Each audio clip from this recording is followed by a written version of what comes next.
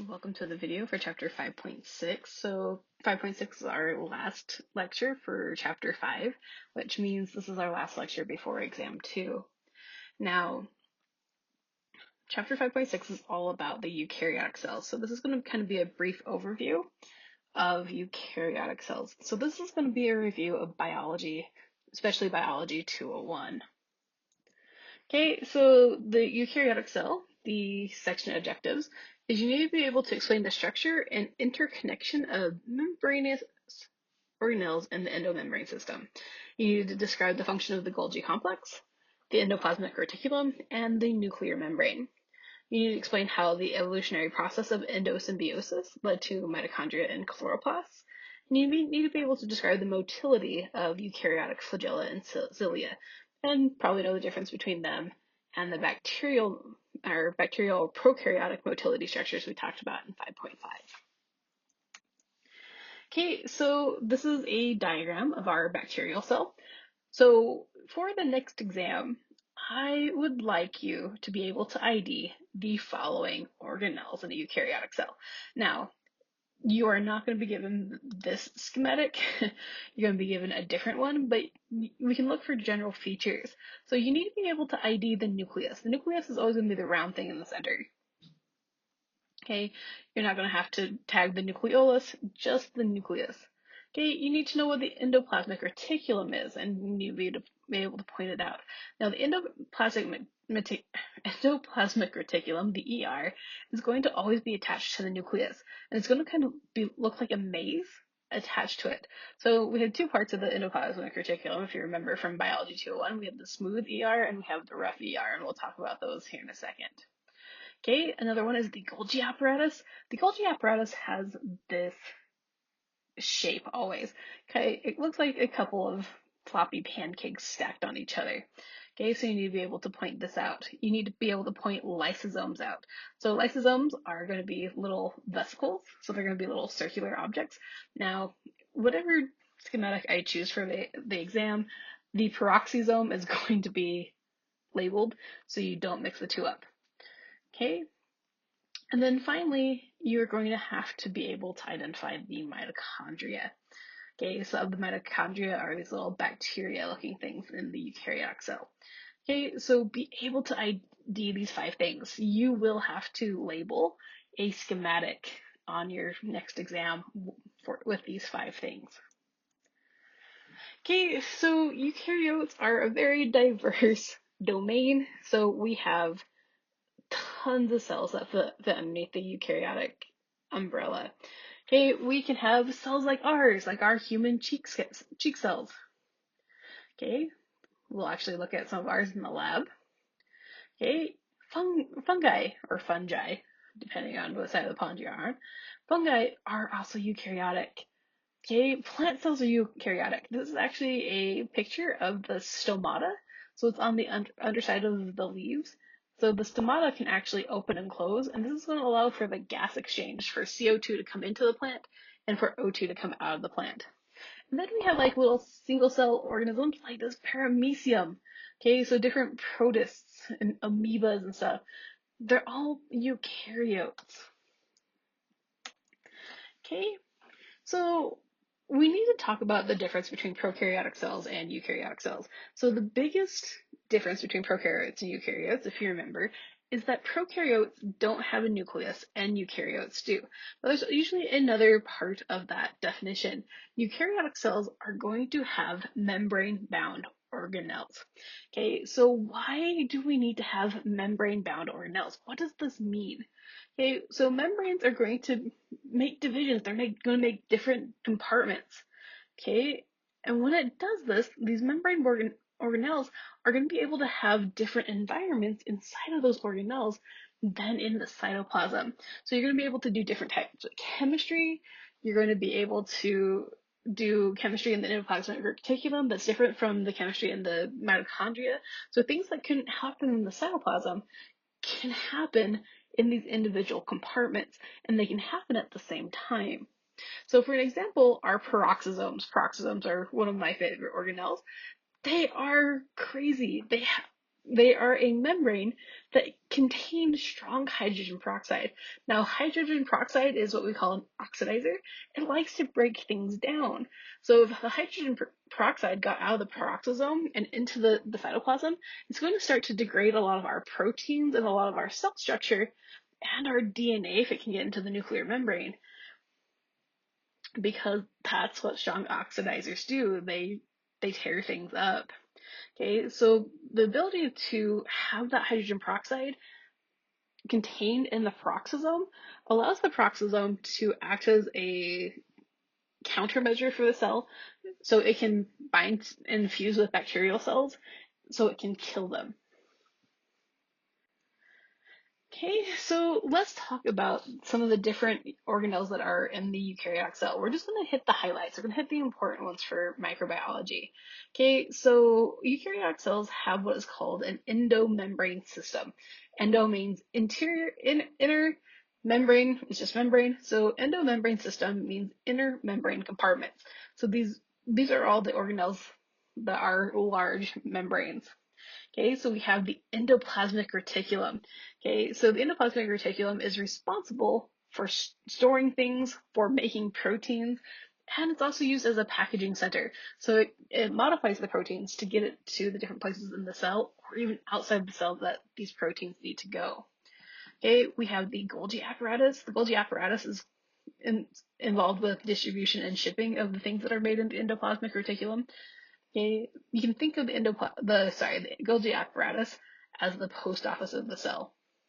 And then we have lysosomes and peroxisomes that their whole job is they're the recycling centers. They're the things that are going to break things down into things that are more usable for the cell. Okay, and a lot of what happens with the endomembrane system is we're going to export a lot of things out of the cell by exocytosis. And we're going to talk about exocytosis a little bit more on the next slide. Okay, but we can also use endocytosis, so that process of bringing things in across the membrane in a vesicle or an endosome, where it can bring these things in like food and nutrients, and we can digest them, and they can go to the different organelles that are going to need them, say like the endoplasmic reticulum, amino acids are going to get shipped there so that they can build more proteins. Okay, so let's talk about exocytosis. So exo means out, so cytosis is out, so it goes through out of the cell. Okay, so what's going to happen here is we make a protein. Proteins are made in the endoplasmic reticulum, specifically the rough endoplasmic reticulum, where these little ribosomes right here are hanging out. Okay, so this is going to make a protein. So that protein is going to be packaged up into a vesicle, and it's going to start to travel through the endoplasmic reticulum until it gets to the Golgi apparatus. The vesicle is going to fuse with the Golgi apparatus. Okay, it's going to dump this protein that it's transporting into the Golgi apparatus. Okay, one of the main jobs for the Golgi apparatus is to modify proteins, kind of tag them so they get where they go. So we're going to use the post office analogy. So the Golgi apparatus is going to slap a shipping label onto that protein that says, hey, this needs to go outside of the cell. It needs to go into the extracellular space. We need it to send it to other cells in this tissue. Okay, so once it's modified, it's going to travel through the Golgi apparatus. It's going to bud out and make a new vesicle. And that vesicle is going to travel through the cell until it gets to the cell membrane. Okay, where it's going to either merge with the cell membrane, as we can see here, and it's going to dump its contents out into the extracellular matrix, or it's going to do what we call the kiss and tell method. So it's going to barely bump up into the membrane, open it up just enough to dump the contents outside, and then it's going to bud back off and travel back to the Golgi apparatus. Okay, so this is a electron micrograph of exocytosis happening and our different membrane systems. So this has been colored. Remember, electron micrographs are black and white. So the purple is the DNA. We have a nuclear pore here. The yellow is the nuclear membrane.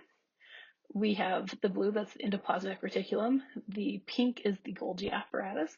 And then we can see the cytoplasm is like tan color, and we have a bunch of other things in there too.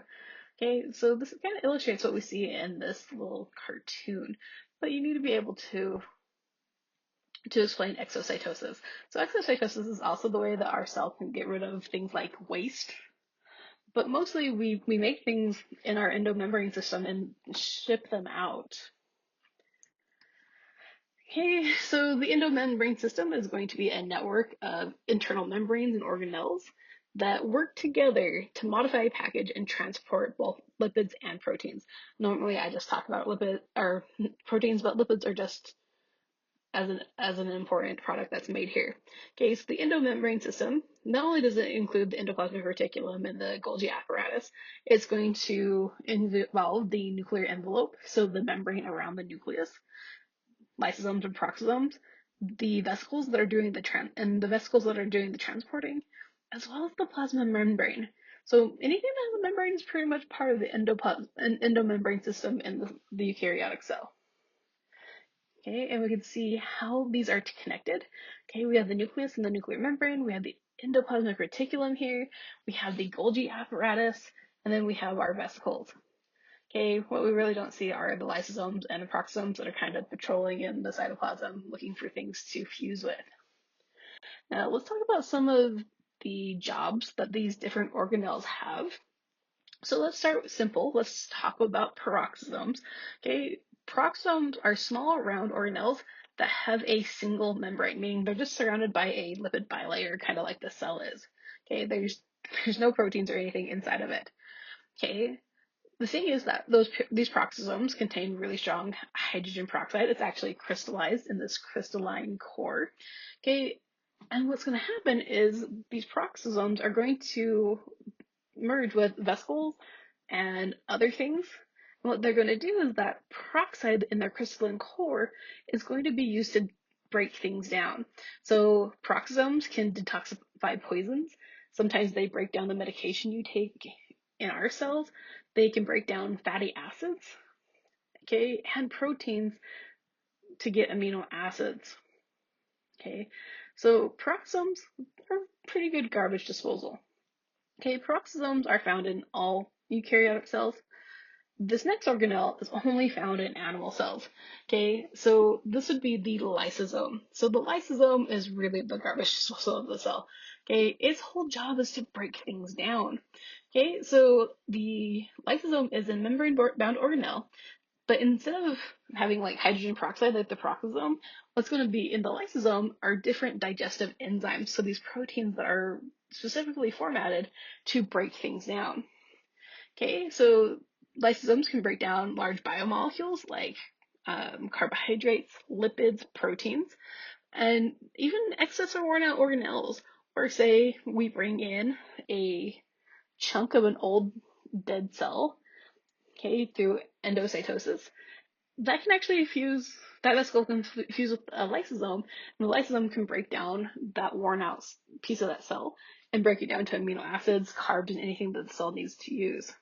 Okay, so the lysosomes also are going to be used as a front line of defense for the cell. They are going to be used to destroy inviting viruses and bacteria that get in through endocytosis and through the different types of endocytosis.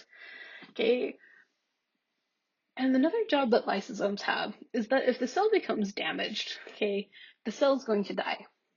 Okay, so lysosomes can help in that apoptosis or programmed cell death process, and it's actually going to help the cell self-destruct. Okay, so the lysosomes are going to start to break down the cell from the interior and work its way out. Okay, lysosomes, because they are used to break things down, we find them a lot in things like saliva, where our saliva is going to start to break down the food that we eat.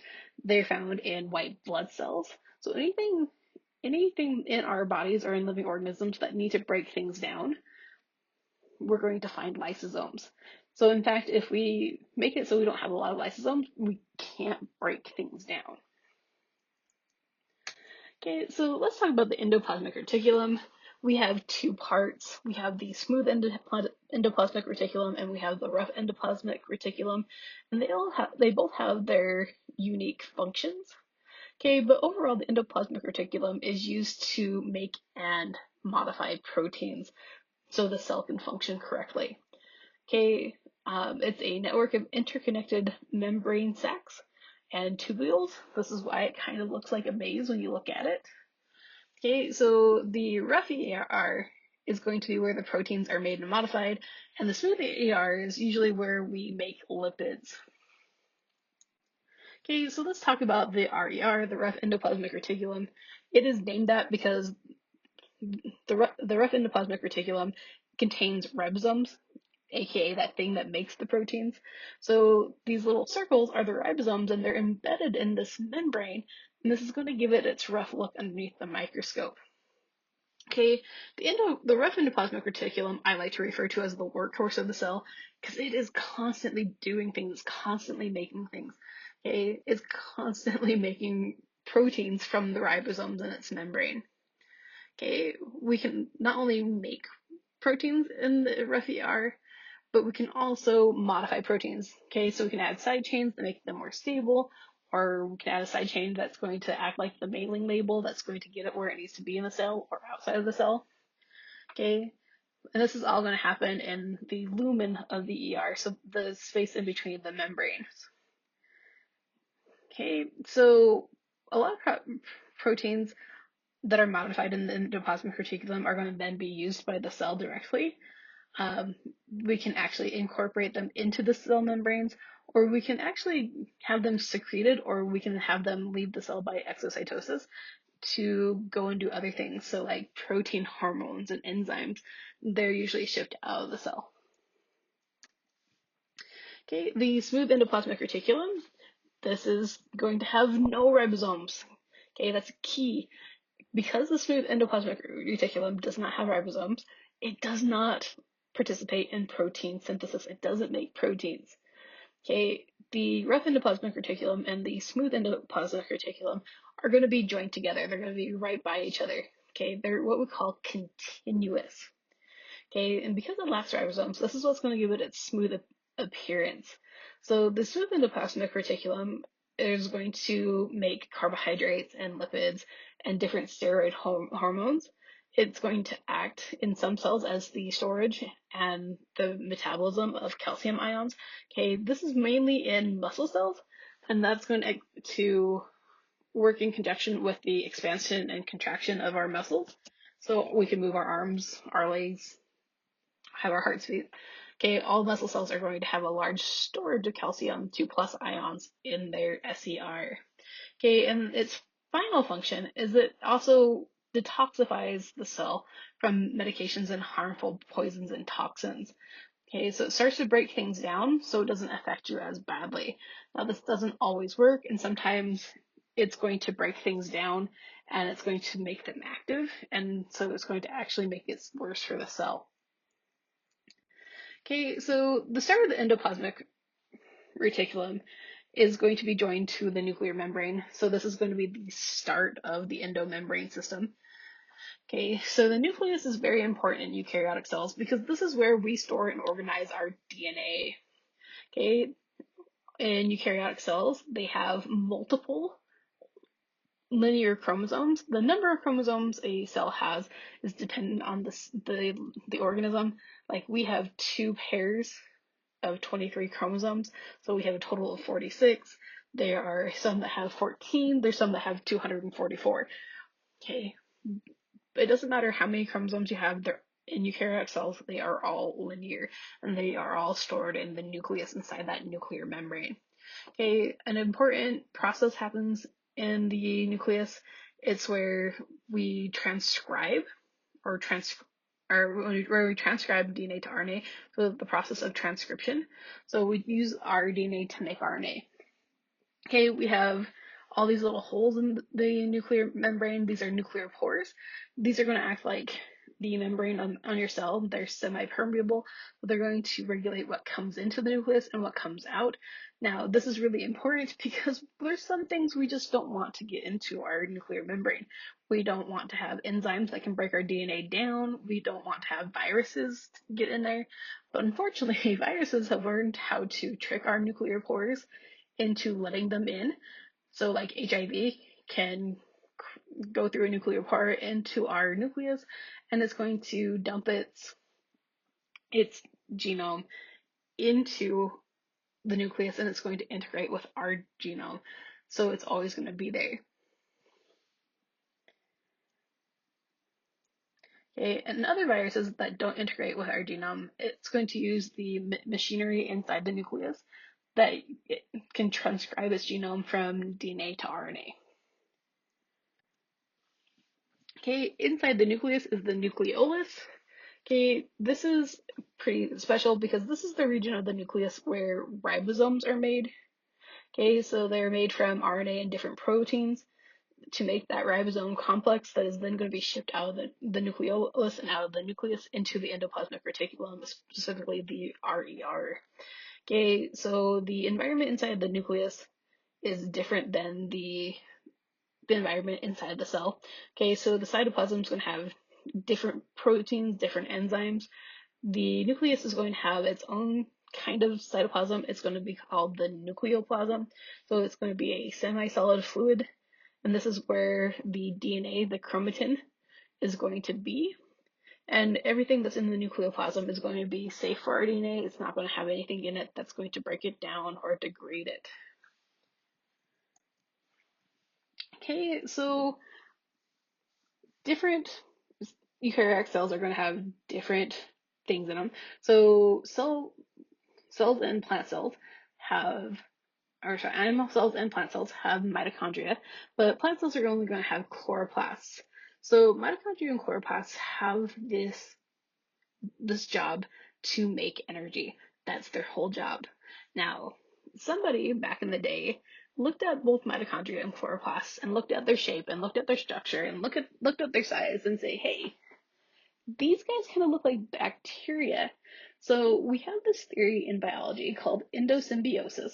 Endosymbiosis means something is living inside something else. Okay, so it's theorized, and there's a lot of evidence to this, and we're going to talk about the evidence. There's a lot of evidence that points to the fact that pre-eukaryotic cells phagocytosed a prokaryotic cell, aka our mitochondria or our chloroplasts, and integrated it into the cell. Okay, so we're going to go through some different evidence that this could be true with both mitochondria and the chloroplast. Now, I'm going to say for the next exam, you need to know some of the evidence for mitochondria for them to have been taken by endosymbiosis. Okay, but both mitochondria and chloroplasts, they are going to take energy from food, whether it's food that it makes on its own, say with the chloroplast, or that we get from bringing nutrients across in vesicles. And we're going to take that food and we're going to break it down to ATP, so adenosine triphosphate, our energy currency of the cell. Now, one of the important things to realize about endosymbiosis is that when this happened, it was a lot like endocytosis. Okay, so we have this smaller cell. Our pre-eukaryotic cell is going to phagocytose it. Okay, it's going to bring it in, and it's going to wrap it in a membrane. Okay, so not only is it going to have its membrane, it's going to have a membrane from our cells around it. And this is key. Okay, so one of the pieces of evidence that we have that mitochondria were originally a prokaryotic cell that lived on its own is the fact that it has a double membrane. Okay, and the two membranes of the mitochondria are different. So the inner membrane, okay, so we have the inner membrane, the outer membrane, we have the intermembrane space, we have the matrix, and we have the folds, what are called cristae. Okay, this inner and outer membrane are different. The inner one looks like the membrane of a bacterial cell, while the outer membrane looks like the membrane from a eukaryotic cell. Okay, so we have our cell membrane and we have a prokaryotic cell membrane as the inner membrane. So this is the first piece of evidence that we have that endosymbiosis could have happened with our mitochondria. Okay, another piece of evidence is mitochondria have DNA, but not only do they have DNA, they have circular DNA. Well, what else did we just learn about that has a circular chromosome? Bacteria. So this is another piece of evidence because eukaryotic DNA, eukaryotic genomes are linear, they're not circular. Okay, so this is another piece of evidence. Okay, we talked about the proton motor force and how it turns ATP synthase to generate ATP. Well, those ATP synthases are found in this inner membrane. Okay, just like in prokaryotic cells, where the ATP synthase is found in the cell membrane. Okay, we can generate that proton motor force, those H plus ions.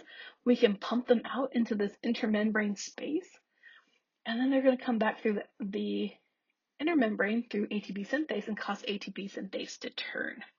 Now, ATP synthase that we find in mitochondria and modern day prokaryotes are different, which is why we can target bacterial ATP synthase without it affecting ours. Okay, but also one of the other things, what are other ways this happens, is that outer membrane of the mitochondria are going to protect our ATP synthases from those medications that are going to get into the bacterial cells.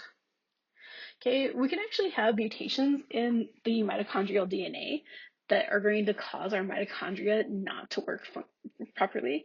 So the mitochondria participate in cellular respiration, and they make energy by a process called oxidative phosphorylation. We're going to talk about this pretty soon.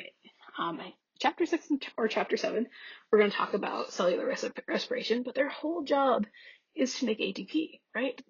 We talk about in biology how mitochondria are the powerhouse of the cell. Okay, so when we have mutations in the mitochondrial DNA, our mitochondria aren't going to work right. That means we're not going to make a lot of ATP. And if we're not making a lot of ATP, we're not having a lot of energy. So one symptom or syndrome that is associated with mutations in mitochondrial DNA is one that is called Leigh syndrome. Okay, so symptoms of Leigh syndrome Leigh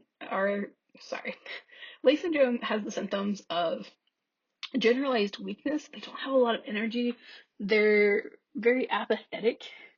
They can't move around a lot. They don't have a lot of muscle tone.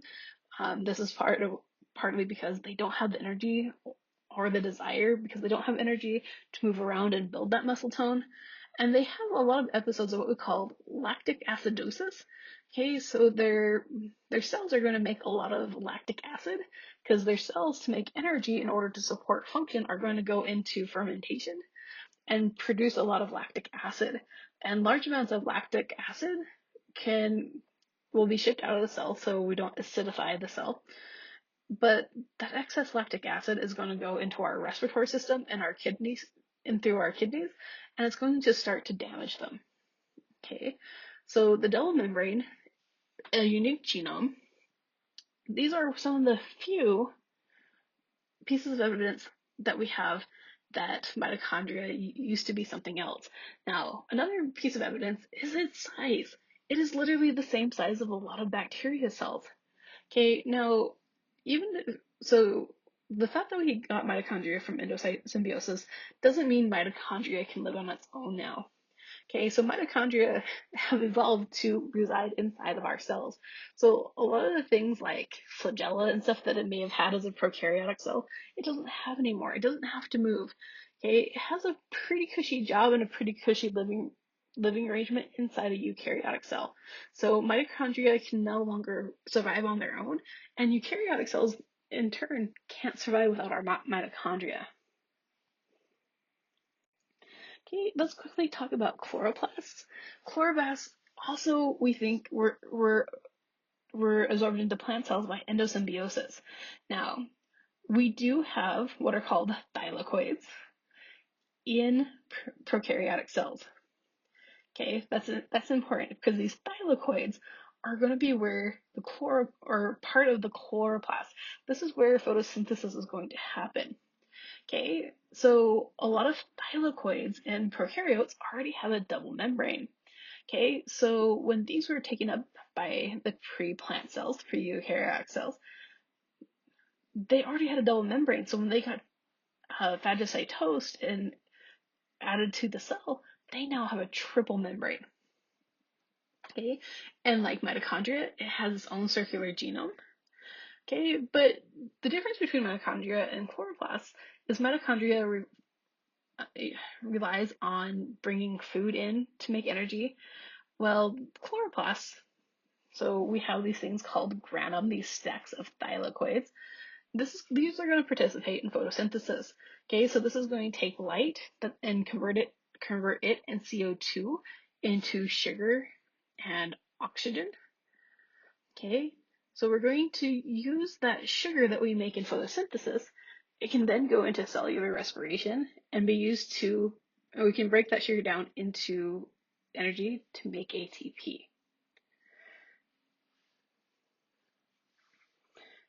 Okay, so as I said, you need to know the evidence about why we think mitochondria have been has gone through the process of endosymbiosis. You don't have to worry so much about chloroplasts.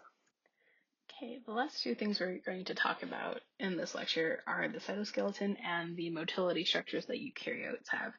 Okay, so we have the cytoskeleton. Its main job is to help the cell maintain its shape.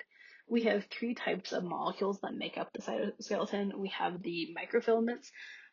They are the smallest version of these molecules. They help with cell structure, they help with movement of proteins, and other little things. So the microfilaments actually can move around a bit. They're very fibrous. We then have the intermediate filaments. These ones are mostly structural. Okay, so these are going to give the cell its shape. Now remember, this is important because eukaryotic cells, if they're not plant cells, don't have cell walls. They're not rigid. So like we poke our arms, we can literally see our cells that make up our arm bend in and they pop back into place when we remove our finger. Okay, so intermediate is going to pretty much help with the shape of the cell. And then finally, we have these microtubules. They're made of tubulin dimers. Okay, so we have these two different types of tubulin. They repeat. Okay, they're going to be circular. So the microtubules are going to also help maintain structure, but they also kind of act like roads or train tracks in the cell. So they allow vesicles and different things to move along them to get them to different places. So when we talk about the vesicles leaving the Golgi apparatus and starting to head to the plasma membrane, they just don't free float. They're actually going to travel along these microtubules like trains on a track. Okay, so things can move back and forth along these microtubules. Now, unfortunately, there have been things like different viruses, especially the herpes viruses, that have learned how to use these microtubules to travel as well. So like the herpes virus is going to use this microtubule to go from the plasma membrane, it's going to follow it to the nuclear membrane. So it's going to travel to the nucleus. It's going to trick the nuclear membrane into letting it in through one of those nuclear pores. And then it's not going to really integrate with the genome, but it's going to just chill out there and be safe and start to replicate its genome inside that nuclear membrane because it's safe there. Okay, so I know these three types of molecules. Okay, so the last thing we're going to talk about are how do eukaryotic cells move around. So with prokaryotic cells, we talked about the pili, the fimbriae, and the flagella and the stalks. Okay, so eukaryotic cells have decidedly less motility structures. So eukaryotic cells can have a flagella. So unlike bacteria that can have multiple flagella, most eukaryotic cells only have one or two flagella. Okay, and the difference between eukaryotic and prokaryotic flagella is length. Okay, eukaryotic flagella are considerably longer than the ones in prokaryotic cells, but they also move in a different way. So we talked about how bacterial flagella are going to rotate like a propeller. So eukaryotic flagella have what is called a beat pattern. So they're actually going to move back and forth in a whip-like motion, and that back and forth is going to be like if you're flipping, if you're scuba diving and you're flipping the fins. So that back and forth pattern is going to propel the eukaryotic cell forward. Okay, eukaryotic flagella are made from microtubules. Okay, so sometimes they're viewed as part of the cytoskeleton, just outside of the cell membrane, and they're going to use ATP. They're going to use energy to move. Okay, so eukaryotic cells don't have pili. They have what is called cilia. Okay, so this is shorter than the flagella and kind of hair-like, and there's usually a lot of cilia on a eukaryotic cell. So we see a lot more cells with cilia than we do flagella for eukaryotes. Like there is euglena and sperm cells that have flagella, but most of them are going to have the cilia, and the cilia is going to beat back and forth very similarly to the flagella, and it's going to move them.